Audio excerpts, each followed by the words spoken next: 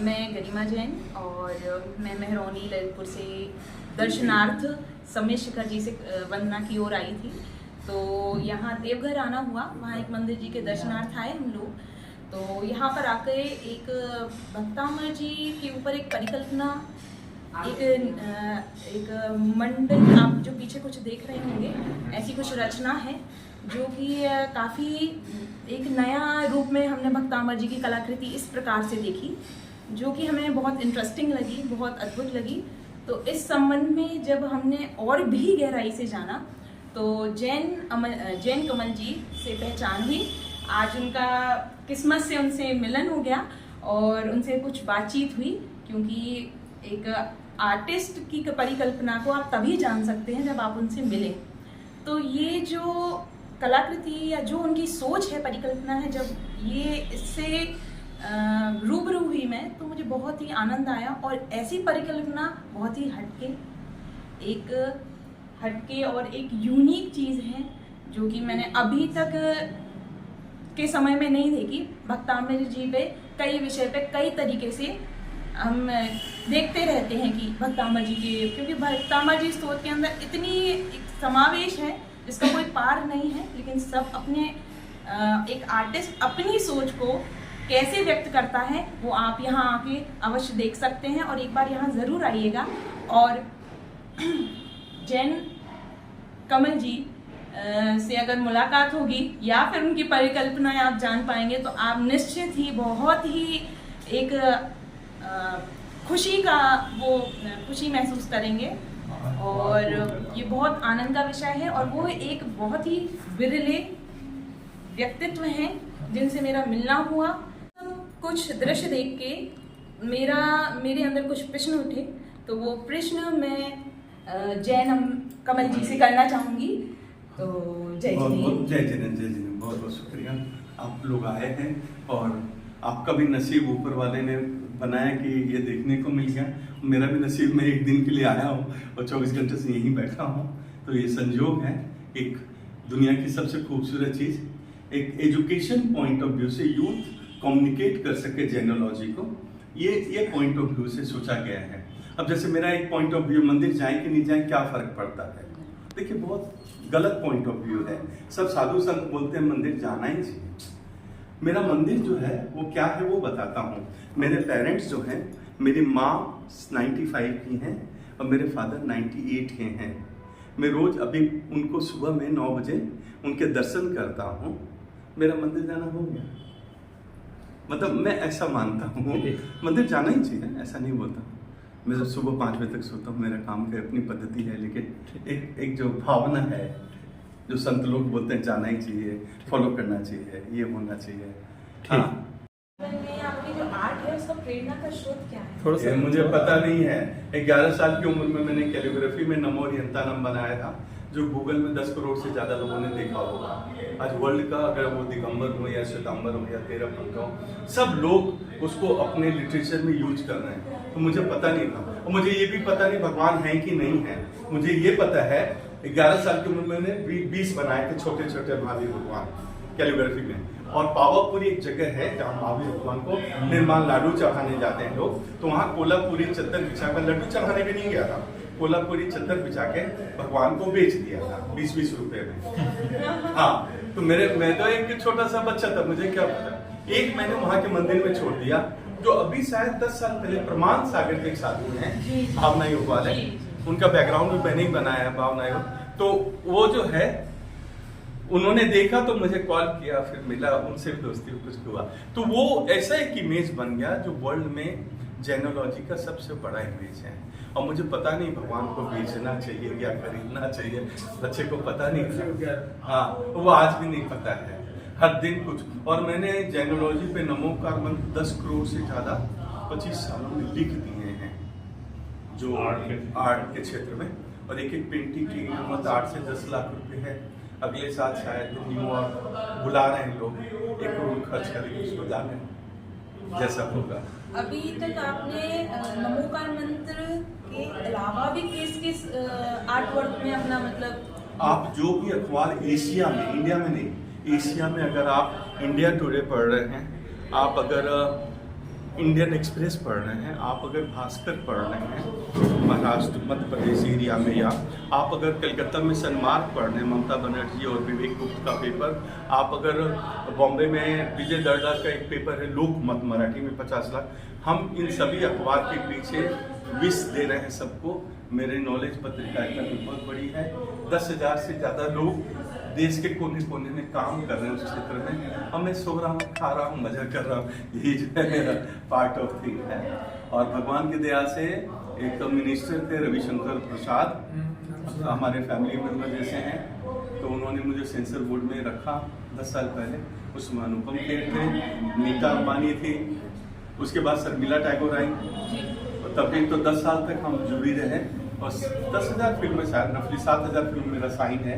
आप जब सर्टिफिकेट देखेंगे स्कूल की तरफ, उसको वैसे देखने की पद्धति होती है, सरकारी पद्धति होती है, रूल्स होते हैं। लेकिन अभी मैं काम जो कर रहा हूँ 9 साल से, मुझे लग रहा है हिंदू लोगों से बात नहीं करनी चाहिए। हिंदू लोग बेकार, बकवास, मेरी बात बहुत हार्ड लगेगी। तो मैं मुसलमान बनना चाह रहा हूँ।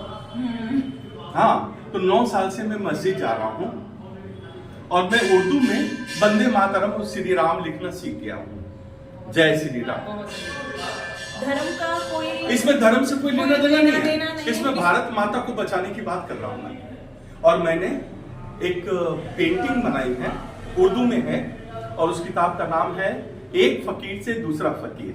ये जो फकीर था वो बोल रहा था सबको सन्मति दे भगवान, हुआ कि नहीं हुआ मुझे पता नहीं है एज ए क्रिएटर, और ये बहुत हल्ला कर रहा है सबका साथ सबका विकास, हो रहा है कि नहीं हो रहा मुझे पता नहीं है। लेकिन मुझे ऐसा लग रहा है दोनों अच्छा कर रहे थे, लेकिन हम नहीं समझ रहे। तो मैंने एक 400 पेंटिंग की एक सीरीज बनाई है 9 सालों में। एक मैंने जर्मनी रहा, उसको कंप्लीट किया हूँ। अभी किताब आ गई है कॉपी, जो कल मोदी जी के हाथ में चली गई है। अब मोदी जी कब बुलाएंगे या मुझसे मिलने कब आएंगे वो उनके ऊपर है, भगवान जाने। किताब मेरी कॉपी है मेरे पास अभी। मतलब आपका ऐसा मन में कुछ है कि नहीं हमें मिलना है? नहीं, मेरे मन में कुछ नहीं। और वो बड़ा आदमी नहीं है, हाँ। वो भी माँ के पेट से ही आया है, मैं भी माँ के पेट से आया हूँ। मैं अपना काम कर रहा हूँ, अपना काम कर रहे हैं। अमिताभ अपना काम कर रहे हैं। अमिताभ की एक पेंटिंग है हमारी, उनका 68 बर्थडे था, तो हम सब आर्टिस्टों ने सोचा उनको विश करें। तो JW मैरियट में बॉम्बे में एक प्रदर्शनी रखी, तो M.F. हुसैन साहब, प्रदेश नंदी, जैन कमल, राज कपूर के गुरु एक है, JP सिंघल, हम लोग सब लोग के सबने एक वर्क कंट्रीब्यूट किया। तो मैंने एक वर्क कंट्रीब्यूट किया, वो उनके बेडरूम में आज भी है। तो शायद आजकल में आएगा तो आपके उसमें करोड़पति में आएगा, इंटरव्यू मेरा है तो क्या बुलाएंगे। तो उसमें वो ये हुआ कि मोदी, अमिताभ ने पूछा ये तुमने क्या बनाया है? मैंने बोला देखो भाई, तुम भी गंगा किनारे वाले हो और मैं भी गंगा किनारे वाला। पहला लाइन। दूसरा लाइन है, इसमें जो लिखा है, इसमें रुपये में जो 19 लैंग्वेज वो नहीं लिखा है। तो वर्ल्ड में जो 19 लैंग्वेजेस हैं, जर्मन है, फ्रांस है, इटली, उसमें अमिताभ बच्चन लिखा है। मैं जब संघई गया था, जब चीन, तो वहां मैंने देखा कि वहां एक पागल पी के नाले में गिरा था, वो शराबी का गाना गा रहा था, और चाइनीज था। तो चाइनीज आदमी शराबी का गाना कैसे गा सकता है? तो उसने बताया कि मैं अमिताभ बच्चन का फैन। तब मैंने बोला अमिताभ तेरे कारण तुम फेमस हुए हो, पहले राज कपूर साहब फेमस थे, अब आप वर्ल्ड में फेमस हो, इसलिए मैंने देवनागरी नहीं रखा है, वर्ल्ड के लैंग्वेज में आपको सम्मान किया। ये मेरी उनके बेडरूम में है। आपको दो कोई व्यक्ति जो बहुत इंस्पायर करते हैं, या आप उन जैसा, मतलब वो आपको एक इंस्पायर है, मोटिवेटिंग? नहीं, कोई नहीं है, कोई नहीं है। मैं भगवान से ज्यादा 2 लोगों को मानता हूँ, एक मेरी माँ बाबू जी और दूसरा है सत्यजीत साहब। मेरे गुरु नहीं है वो, जिनको ऑस्कर मिला था 60s में, फिल्म डायरेक्टर। जब उनका फिल्म देखते हैं तब मुझे लगता है कि उन्होंने विजुअल कम्युनिकेशन में कितना बड़ा काम किया है, एक एक इमेज पे कैसे काम किया है। तो मैं उनको बहुत प्यार आता है मुझे, और उनसे 2 चीज़ें सीखी हैं जो उनको नहीं आती थी। उनकी पहली फिल्म 1960s में बनी है, जिसका नाम है पाथे पांचाली, बंगला फिल्म है।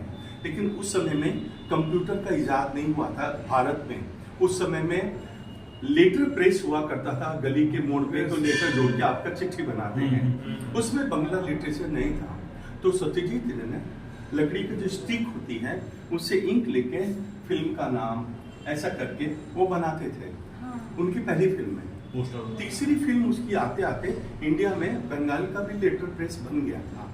तो इंडिया में लिखावट की जो डेवलपमेंट हुई है उनके कारण में पूरी होगी, ऐसा मेरा मानना है। और मेरे कारण आपको जो आज कंप्यूटर देखने को मिल रहा है उसमें जो मेरी लिटरेसी है, जैसे देवनागरी में 450 फॉन्ट हैं कंप्यूटर में, और इंग्लिश में 7,50,000 फॉन्ट हैं। उसमें से 2 लाख फॉन्ट का नाम मैं मुंह से बोल सकता हूँ। हिंदी का भी उसमें एक फॉन्ट है जिसका नाम सरल है हिंदी में, वो मैंने 1990 में एक अखबार के लिए बनाया था। अभी 400 मिलियन लोग वर्ल्ड में देख रहे हैं, और उससे इन्फ्लुएंस होकर गूगल का जो मोबाइल फॉन्ट आया है वो मेरे उस फॉन्ट से वो आया है। आप देख के समझ सकते हैं। गूगल का फॉन्ट गूगल में जब आप टाइप करते हो हिंदी में जो आता है नहीं, गूगल फॉन्ट बोलते हैं। चलो, अगर मैं ये कॉपीराइट करता था तो मैं आज 100 करोड़ का आदमी होता, मुझे वो भी नहीं आता है। तो अभी आपने, अगर मैं आपको ये बोलूं कि अब आप किस रुख पे आगे देख रहे हैं, मतलब कहाँ आगे बढ़ना चाह रहे हैं, आपका विजन क्या है एक्चुअली? मुझे पता नहीं मेरा विजन क्या है। मुझे ये पता है अगर मोदी उर्दू में, दुबई का प्रोजेक्ट है मेरा, उसमें उर्दू में वो वंदे मातरम उर्दू में अगर कैनवास पे लिखे तो जो पाप पहले बीजेपी और आरएसएस ने या मैंने किया होगा, बाबरी मस्जिद को तोड़ना, वो सॉल्व हो जाएगा। और मोदी के फ्लैग भारत माता का जो झंडा है उसके सभी कलर को दुनिया समझ पाएगी, जो आज मुस्लिम नहीं समझ पा रहे हैं। तो वो मेरा प्रोजेक्ट उससे रिलेटेड है जो अभी मैं उनको करने वाला हूँ। अब दुबई करना चाहता हूँ, इंडिया में नहीं करना चाहता हूँ, क्योंकि जो 60 कंट्रीज हैं उसमें वो मैसेज है। पर कुछ दर्शन करने हेतु आई हुई थी, लेकिन कुछ कार्य मुझे बहुत प्रभावित किए। तो फिर बोलते हैं ना, आपकी इच्छा, जब मैंने एक्चुअली मुझे भी आर्ट में इंटरेस्ट है, तो एक आर्टिस्ट से मिलने का जो एक खुशी हुई, तो इस संबंध में मेरे प्रश्न उठते गए और मैं प्रश्न करती गई। और मुझे बहुत ही, मतलब मेरे बोलते ना, मेरा दिमाग एकदम चकरा गया ये सब चीज़ें सुन के कि क्या इंसान क्या क्या नहीं सोच सकता और क्या क्या नहीं कर सकता। और एक आर्टिस्ट के लिए जो बेसिक थिंग है कि वो हर चीज़ से इंस्पायर होता है, और वो हर चीज़ को जिस नज़रिए से देखता है वो दुनिया से थोड़ा हटके होता है। वही उसकी खूबी होती है, वो यूनिक है। हर आर्टिस्ट अपने आप में एक यूनिक है, उसकी यूनिकनेस है। वो मैंने इनसे मिलके आज अनुभूति भी की है। जैन कमल, देखिए ना, नाम में भी एक रहस्य छुपा हुआ है। पड़ा है 1900, ये एक बहुत बड़ी बात है। 1918-19 की बात होगी। एक साधु हैं जिनका नाम है तरुण सागर जी, वो नागपुर में उनका चतुर्मास था, 19 की बात है शायद। तो मैं भी चीफ गेस्ट था और आरएसएस चीफ जो है भागवत जी, हम दोनों चीफ गेस्ट थे उसमें। तो मैं गया, तो जब अनाउंसर ने अनाउंस किया कि जैन कमल, तो महाराज जी का चक्कर आया, ये पागल कहाँ से आया है। तो उन्होंने पहले मुझे बुलाया, तरुण सागर जी ने, बोले तुम पागल है, जैन कमल क्यों लिखता है। बोला आप पागल है। तरुण सागर जी बोले आप पागल है। बोले कैसे, जैन एक इंजन है और मैं एक डिब्बा है, 70 साल 100 साल में मर जाएगा, तो जैन रह जाएगा, मैं मर जाऊंगा, तो मैं तो डिब्बा हूँ, मैं आगे कैसे आ सकता। और ये सोच को लेकर के तरुण सागर जी ने अभियान चलाया था जैन लिखो। यह बहुत बड़ी उपलब्धि हुई मेरे इस सोच की। नाम ऐसे स्मार्ट लगता है, अलग लगता है।